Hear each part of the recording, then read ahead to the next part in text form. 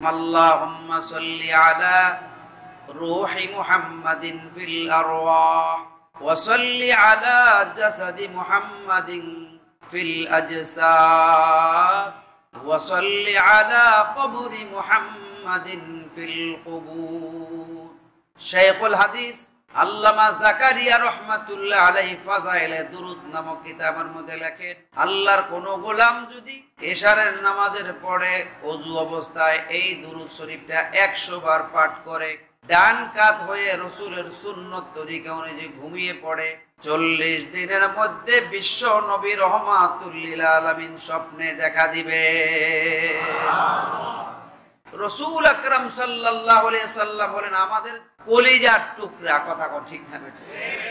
লাকাদ কানা লাকুম ফি রাসূলিল্লাহি উসওয়াতুন হাসানাহ লিমান কানা ইয়ারজুল্লাহা ওয়াল ইয়াওমাল আখির ওয়া যাকারাল্লাহা কাসীরা।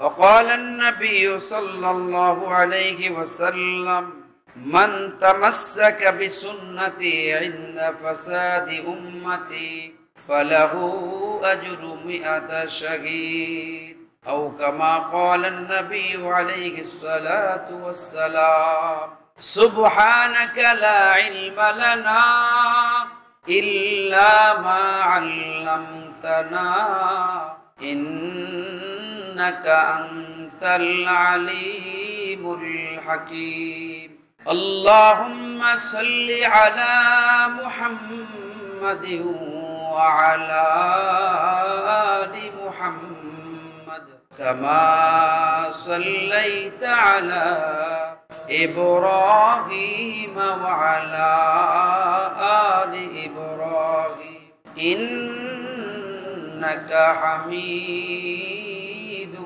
مجيد اللهم بارك على محمد وعلى آل محمد كما باركت على إبراهيم وعلى آل إبراهيم إنك حميد مجيد بلغ العلا بكماله كشف الدجى بجمال حسنت جميع خصاله صلوا عليه وآله میں دور ہو مجبور ہو اے سید عالم میں دور ہو مجبور ہو اے سید عالم دیدار دکھا دینے کی آسا مٹا دو دیدار دکھا دونے کی آسا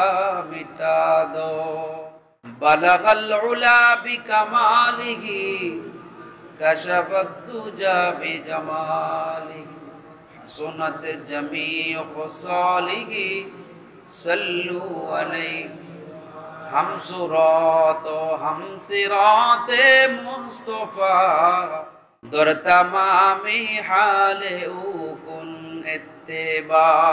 اتباع سنت خیر البشر گیر لازم تاب و یاد اے پسر تو کجا سنت احمد کجا با মুহাম্মদ কাইবুয়াত নিসবত তুরান। আলহামদুলিল্লাহ, আল্লাহ জাল্লে জালালুহু আম্মা নওয়ালুহুর দরবারে অসংখ্য অগণিত শুকর ও সুজুদ যে মহান রব্বুল আলামিন আমাদেরকে পবিত্র রবিউল আউয়াল মাস, পবিত্র জুমার দিনে জুমার নামাজের পূর্বে কোরআন ও হাদিসের আলোকে কিছু আলোচনা করার জন্য, শোনার জন্য, দুনিয়ার সমস্ত ঝামেলা থেকে মুক্ত করে আল্লাহর ঘর মসজিদে আসার বসার তৌফিক দান করলেন। এজন্য মালিকের দরবারে কালিমাতে শুকর আদায় করি, আলহামদুলিল্লাহ। সম্মানিত হাজিরিন, এই রবিউল আউয়াল মাসেই বিশ্ব নবী রহমাতুল লিল আলামিনের জন্ম হয়েছে এবং এই রবিউল আউয়াল মাসেই বিশ্ব নবী রহমাতুল লিল আলামিন দুনিয়া থেকে ওফাত হয়েছে। অতএব এই মাসটা আমাদের কাছে অত্যন্ত একটা গুরুত্বপূর্ণ মাস। একজন মুসলমানের জন্য এই রবিউল আউয়াল মাস অত্যন্ত গুরুত্বপূর্ণ একটা মাস। কথা বলে ঠিক কিনা? ঠিক। এই রবিউল আউয়াল মাসেই আমাদের মুহাম্মদুর রাসূলুল্লাহ সাল্লাল্লাহু আলাইহি ওয়াসাল্লাম দুনিয়ার বুকে আগমন করেছে। একই মাসে কোন বাড়িতে যদি একই দিনে যদি একটা সন্তান জন্মগ্রহণ করে, আবার একই দিনে যদি ওই বাড়িতে একটা মানুষ মারা যায়, তাহলে আগে কোনটা, আনন্দ না শোক? শোক। এই রবিউল আউয়াল মাসের রহমাতুল লিল আলামিনের জন্ম তারিখ নিয়ে একাধিক মতভেদ রয়েছে, প্রায় 8টার মতো মতভেদ পাওয়া যায়। যাই হোক, রাসূল সাল্লাল্লাহু আলাইহি সাল্লাম জন্মের সময় কেউ জানতেন না নবী যে নবী হবে, কিন্তু মৃত্যুর সময় সবাই জানতেন উনি নবী। ওনার জন্ম তারিখ আমাদের মনে রাখা জরুরি। যাই হোক, রাসূল আকরাম সাল্লাল্লাহু আলাইহি ওয়াসাল্লামের জীবনের 3টা অধ্যায় পাঠ। একটা হলো সিরাতুন নবী, আরেকটা হলো মিলাদুন নবী, আরেকটা হলো সূরাতুন নবী। সিরাতুন নবী এবং মিলাদুন নবী এই দুইটা বিষয় আমাদের দেশে খুব আলোচনা হয়। সূরাতুন নবী, রাসূল সাল্লাল্লাহু আলাইহি সাল্লাম দেখতে কেমন ছিল, এই ব্যাপারে আমাদের অত একটা আলোচনা হয় না। একটা কিতাব আছে আমাদের দাওরার বছর পড়ায়, শামায়েলে তিরমিজি। যারা দাওরা হাদিস পড়েছে এরা জানে, এটা বাংলা পাওয়া যায়। আপনারা রাসূলুল্লাহ সাল্লাল্লাহু আলাইহি সাল্লামের চেহারাটা মনের মধ্যে, হৃদয়ের মধ্যে অঙ্কন করতে চান, তাহলে শামায়েলে তিরমিজি নামক একটা কিতাব আছে, ওটার মধ্যে রাসূল সাল্লাল্লাহু আলাইহি সাল্লামের ভুরু কেমন ছিল, চুল কেমন ছিল, নাক কেমন ছিল, কপাল কেমন ছিল, ঠোঁট কেমন ছিল, দাড়ি কেমন ছিল, রাসূল সাল্লাল্লাহু আলাইহি সাল্লাম পুরা শরীরের বর্ণনা ওখানে দেওয়া আছে। ওই কিতাবটা বাংলা পাওয়া যায়, আপনারা কিনবেন, পড়বেন এবং রাসূল সাল্লাল্লাহু আলাইহি সাল্লামের প্রতি দুরূদ শরীফের আমলটা করবেন। রাত্রি বেলায় দেখবেন রাসূলুল্লাহ সাল্লাল্লাহু আলাইহি সাল্লাম স্বপ্নে যোগে আপনার জিয়ারত নসিব হয়ে গেছে। সুবহানাল্লাহ।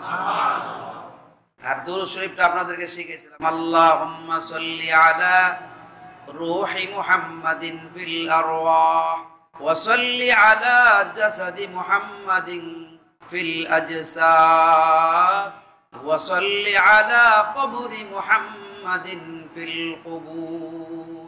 শাইখুল হাদিস আল্লামা জাকারিয়া রাহমাতুল্লাহ আলাইহি ফাযাইলে দুরূদ নামক কিতাবের মধ্যে লেখেন, আল্লাহর কোন গোলাম যদি এশারের নামাজের পরে ওযু অবস্থায় এই দুরূদ শরীফটা 100 বার পাঠ করে, ডান কাত হয়ে রাসূলের সুন্নত তরিকা অনুযায়ী ঘুমিয়ে পড়ে, 40 দিনের মধ্যে বিশ্ব নবী রহমাতুল লিল আলামিন স্বপ্নে দেখা দিবে। রাসূল আকরাম সাল্লাল্লাহু আলাইহি সাল্লাম বলেন আমাদের কলিজার টুকরা, কথা ঠিক না বেঠিক? এজন্য রাসূলকে কেউ যদি গালি দেয় আমরা সহ্য করতে পারি। আমার মাকে গালি দাও, বাবাকে গালি দাও, কিচ্ছু বলবো না, কিন্তু আমার রাসূলকে গালি দিবা, জিহ্বা টেনে ছিঁড়ে ফেলা হবে, কথা বলে ঠিক না বেঠিক? রাসূলের ব্যাপারে কোনো কম্প্রোমাইজ কারোর সাথে আমরা করতে পারি না। এদেশে হেফাজত ইসলাম তৈরি হয়েছিল রাসূলের ইজ্জত বাঁচানোর জন্য, কথা বলে ঠিক না বেঠিক? সেদিন যদি শাহবাগে তারা রাসূলের বিরুদ্ধে কথা না বলতো, তাহলে এদেশে হেফাজত ইসলামও তৈরি হতো না। আপনারা প্রেক্ষাপট পড়ে নিয়েন, আপনারা সকলে বাংলাদেশের নাগরিক, সকলের এই কথা জানা থাকার কথা। আল্লাহ তাআলা বুঝবার বুঝাইবার তৌফিক দান করুন। মুহতারাম হাজিরিন, এবার আসুন মিলাদুন নবী। মিলাদ শব্দের অর্থ হলো জন্ম। মিলাদ শব্দের অর্থ কি? জন্ম। আর আমরা মিলাদ বানাইছি কি? ওই জিলাপি খাওয়ানোর একটা উৎসব বানাইছি, কথা ঠিক না? মিলাদুন নবী মানে আমাদের রাসূল সাল্লাল্লাহু আলাইহি সাল্লামের জন্ম। আমাদের নবী যেভাবে জন্ম হয়েছে ওইভাবে কি আমাদের জন্ম হওয়া সম্ভব?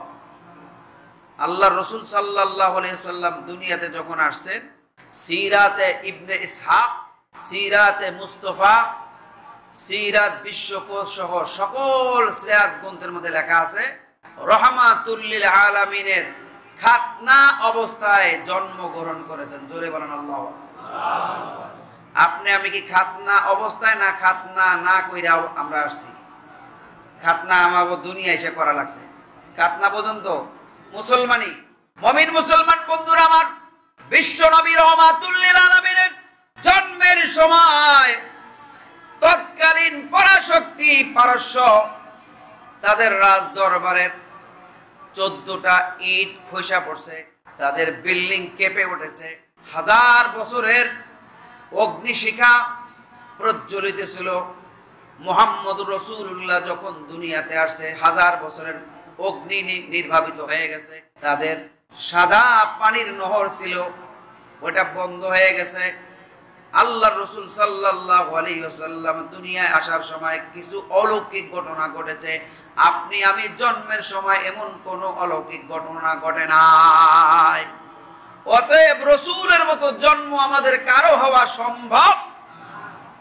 রাসূল জন্মগ্রহণ করছে, এর প্রতি আমরা ঈমান আনছি, কিন্তু এই জন্মের মধ্যে আমরা যে আনন্দ করব, ঈদ উৎসব পালন করব, এটা কোরআন হাদিসে কোথাও নাই। কথা ঠিক না বেটা? এদেশের কিছু মৌলভী এরা বলে সকল ঈদের ঈদ, ঈদ মিলাদুন নবী, মুমিনের ঈদ। কয় না? শোনেন নাই? শুনবেন। আজকে 9 তারিখ, কালকে 10 তারিখ, 11 তারিখের পরের দিন 12 তারিখে দেখবেন সবুজ পাগড়ি এটা বাইন্দা, সবুজ পতাকা লইয়া এরা করব সকল ঈদের ঈদ। জোহরের নামাজও তাদের নাই। তারপরে ইসলামী হুকুমত, ইসলামের বিরুদ্ধে, নবীর বিরুদ্ধে কেউ যখন কথা বলে তারা একটা টু শব্দ করে না। এদের নাম রাখছে এরা সুন্নি। আমাদের কাছে প্রশ্ন করে সুন্নি কারা? আমরা বলি যাগো ডায়াবেটিস নাই, জিলাপি বেশি বেশি খায়, এরা বলে সুন্নি। সুন্নতের ধারে কাছে নাই, দাড়িও নাই, মোছও নাই, নাম রাখছে সুন্নি। যেমন আমাদের দেশে একটা ফলের নাম হলো আনারস, এটা কাটলেই খালি রস বাইরে। কথা ঠিক না বেটি? নামের সাথে কামের কোনো। আরেকটা ফলের নাম আছে বেদানা। বেদানা অর্থ হলো দানা নাই, অথচ বেদানা, বেদানা বাংলা এটার মধ্যে শত শত দানা বাইরে। কথা ঠিক না বেটি? এই ফলের নামের সাথে ফলের যেমন কামের মিল নাই, আমার দেশের সুন্নি নামের সাথে সুন্নিদের আমলের কোনো মিল নাই। কথা ঠিক না বেটি? এবার আসুন, রসুলকে আমরাও ভালোবাসি। কথা বলে ঠিক না বেটি? রসুলকে ভালো না বাসলে সে তো মুমিনই হতে পারবে না। হাদিস শরীফের মধ্যে আছে আল্লাহর নবী, বিশ্ব নবী রাহমাতুল লিল আলামিন বলেন, লা ইউমিনু আহাদুকুম হাত্তা আকুনা আহাব্বা ইলাইহি মিন ওয়ালিদিহি ওয়া ওয়ালাদিহি ওয়ান নাসি আজমাইন। আল্লাহর রাসূল সাল্লাল্লাহু আলাইহি ওয়াসাল্লাম বলেন, তুমি ততক্ষণ পর্যন্ত মুমিন হতে পারবে না যতক্ষণ পর্যন্ত নিজের বিবি, বাল বাচ্চা, ছেলে সন্তান, ইভেন কি নিজের জানের চাইতো আমি নবীকে ভালো না বাসবা, ততক্ষণ পর্যন্ত তুমি মুমিন হতে পারবা না। অতএব আমরা আমাদের জানের চাইতো নবীকে ভালোবাসি। কথা ঠিক না? মুমিন মুসলমান বন্ধুরা আমার, আসুন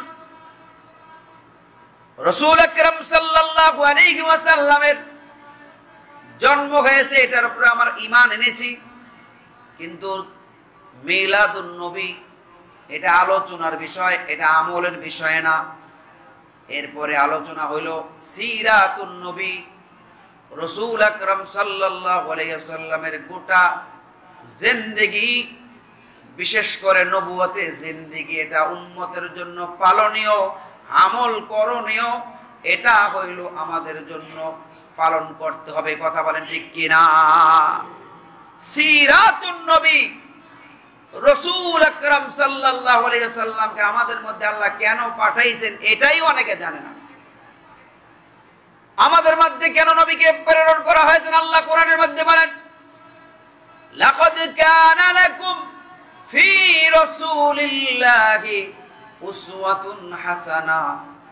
তোমাদের মধ্যে নবীকে প্রেরণ করা হলো, নবীর জীবনের মধ্যে তোমাদের জন্য রয়েছে উত্তম আদর্শ।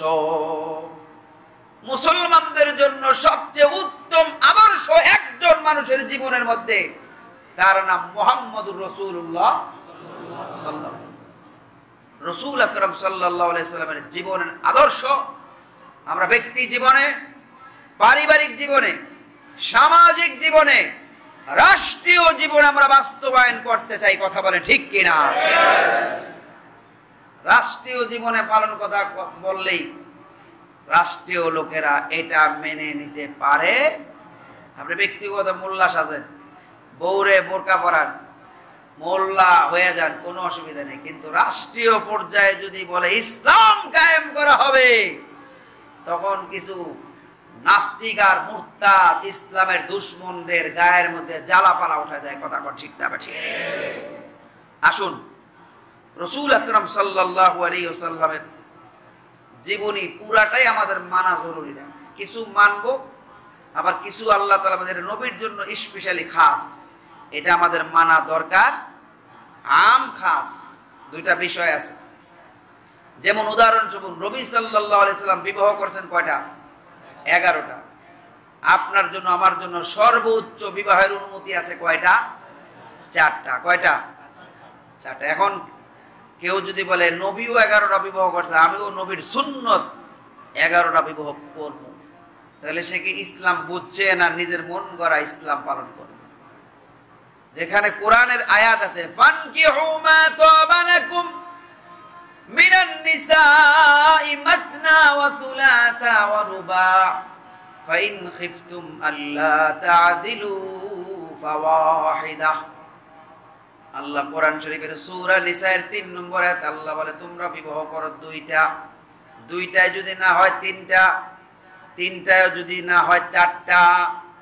তবে আল্লাহ শেষে বলে ফাইন খিফতুম, যদি তোমাদের মধ্যে ইনসাফের ভয় থাকে তাইলে তোমরা করবা কয়টা? একটা। কয়টা? একটা। ইনসাফের ভয়। মুহতারাম হাজিরিন, এজন্য রাসূল আকরাম সাল্লাল্লাহু আলাইহি ওয়াসাল্লাম তার জীবনটাকে আমরা মোটামুটি কয়েকটা ভাগে ভাগ করতে পারি। 1 নম্বর, রাসূল সাল্লাল্লাহু আলাইহি সাল্লামের নবুয়ত প্রাপ্তির 40 বছর পূর্বে উনি নবুয়ত প্রাপ্ত হন নাই, এরকম জীবন ছিল তার। কত বছর? 40 বছর। 2 নম্বর, রাসূল আকরাম সাল্লাল্লাহু আলাইহি ওয়াসাল্লাম গারে সূরের মধ্যে নবুয়ত প্রাপ্তির পর থেকে উনি 23 বছর নবুয়তি জিন্দেগি পালন করেছেন।